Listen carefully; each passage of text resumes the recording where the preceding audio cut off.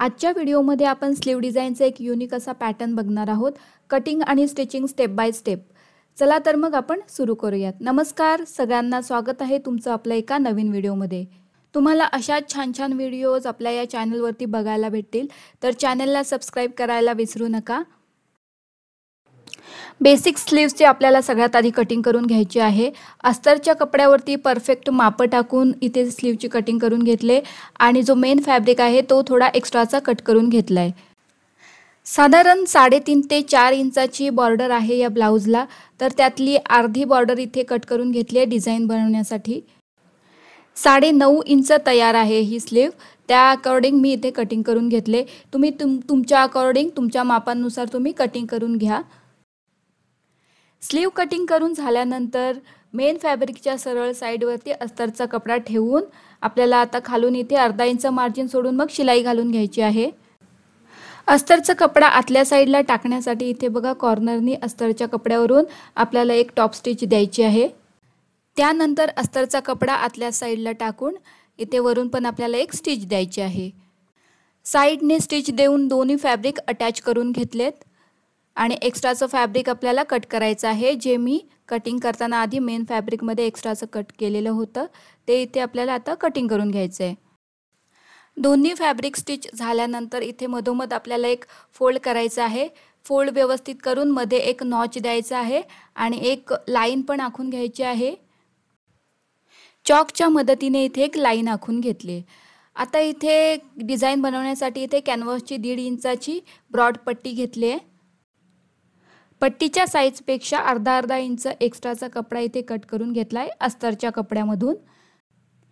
त्या कपड्यावरती ही कॅनव्हास पट्टी ठेवून साईडने जो आपण एक्स्ट्राचा फॅब्रिक ठेवलेला आहे तो आतल्या साईडला फोल्ड करून स्टिच घालून घ्यायचा आहे 3 साईडून. एक्स्ट्राचं फॅब्रिक कट करून घेतलं आणि चॉकच्या मदतीने मधोमध एक अशी लाईन बनवून घेतली. ही पट्टी मेन फॅब्रिकवरती ठेवायची आहे. दोन्ही लाईन्स व्यवस्थित अशा ॲडजस्ट करून पिनच्या साहाय्याने आपल्याला सिक्युअर करून घ्यायचे आहे. त्यानंतर या लाईनच्या बाजूला अगदी 2 पॉईंट सोडून आपल्याला शिलाई घालून घ्यायची आहे. अगदी बॉर्डरपर्यंत शिलाई घालून घेतले. त्यानंतर टर्न करून परत लाईनच्या दुसऱ्या साईडला पण आपल्याला 2 पॉईंट सोडून शिलाई घालून घ्यायची आहे.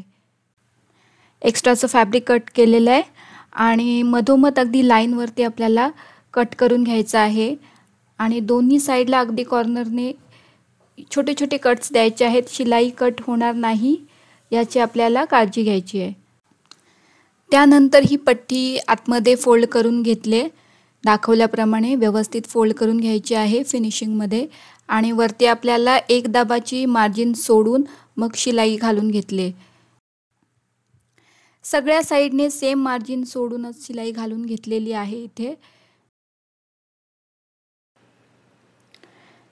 ही आता पूर्ण शिलाई घालून घेतली. आपले जे एक्स्ट्राचे वरचे जे धागे वगैरे असतात ते व्यवस्थित कट करून घ्यायचे आहेत फिनिशिंगमध्ये. आता ही जी बॉर्डर आपण कट केलेली होती ती घेऊन आता तिला अशा पद्धतीने फोल्ड करून असे त्रिकोण डिझाईन बनवलेली आहे आणि तिच्यावरती स्टिच घालून मग इथे कट करून घेतोय. अशाच आपल्याला त्रिकोणी डिझाईन बनवायचे आहेत पूर्ण बॉर्डरमध्ये. ही जी उरलेली बॉर्डर आहे त्याच्या सगळ्या आपल्याला इथे अशा पद्धतीने डिझाईन बनवून घ्यायची आहे.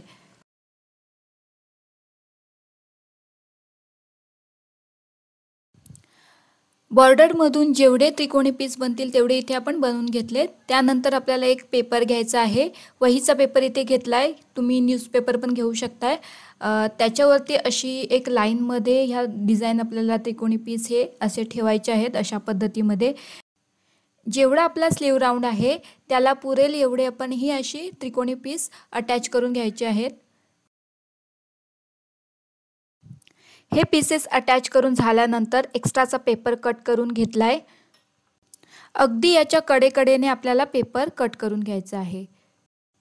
त्यानंतर मेन फॅब्रिकमधून 1.5 इंच ब्रॉड अशी एक पट्टी कट करून घेतली आहे.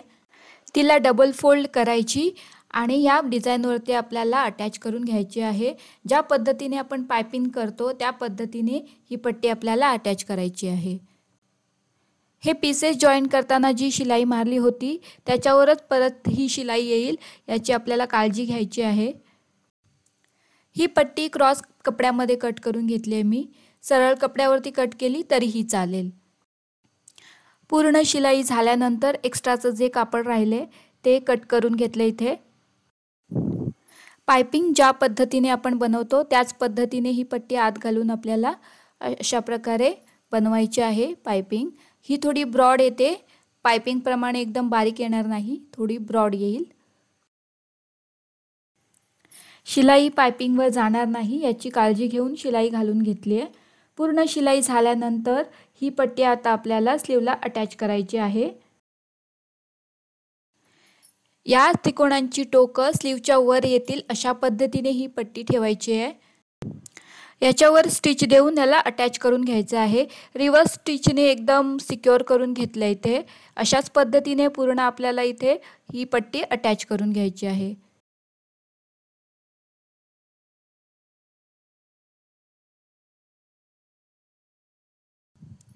हे व्यवस्थित स्टिच करून झाल्यानंतर एक्स्ट्राचं साईडचं कट करून घेतलं आहे आणि जो पेपर आहे उरलेला तो पेपर आपण आधी लावलेला होता त्याला पण इथे काढून घ्यायचं आहे. मध्ये कट देऊन जी आपण डिझाईन तयार केली होती त्याच्यावर 1.5 इंचाच्या अंतरावरती अशी मार्किंग करून घेतली आहे. मार्किंग झाल्यानंतर अशा प्रकारे मणी घेतले तिथे बघा, मोठ्या साईजचे मणी आहेत हे. सुई धाग्याच्या मदतीने या मण्यांना आपण इथे जे आपण मार्किंग केलेलं आहे त्याच्यावरती अटॅच करून घेऊयात. सुईमध्ये पांढऱ्या कलरचा धागा घेतलाय, 4 पदरी धागा ओवून घेतलाय. अगदी व्यवस्थित सुई धाग्याच्या मदतीने आपल्याला इथे अटॅच करून घ्यायचं आहे. प्रत्येक मण्याला 6 ते 7 वेळा अशा प्रकारे टाका घालून घ्यायचा आहे, जेणेकरून कितीही घातला ब्लाऊज तरी पण तुटणार नाही. अशाच पद्धतीने जेवढ्या पण आपण मार्किंग केलेल्या आहेत त्याच्यावरती मणी अटॅच करून घ्यायचे आहेत. वरती अर्धा इंच बघा आपला कापड राहिलेला आहे, तर तो आपल्याला शोल्डरला अटॅच करण्यासाठी तेवढा अर्धा इंच आपल्याला मार्जिनमध्ये जाईल. अशा पद्धतीने ही आपली स्लीव डिझाईन रेडी आहे. तुम्हाला कशी वाटली कमेंटमध्ये सांगा. व्हिडिओ जर आवडला असेल व्हिडिओला लाईक करा आणि आता आपण भेटूयात नेक्स्ट व्हिडिओमध्ये.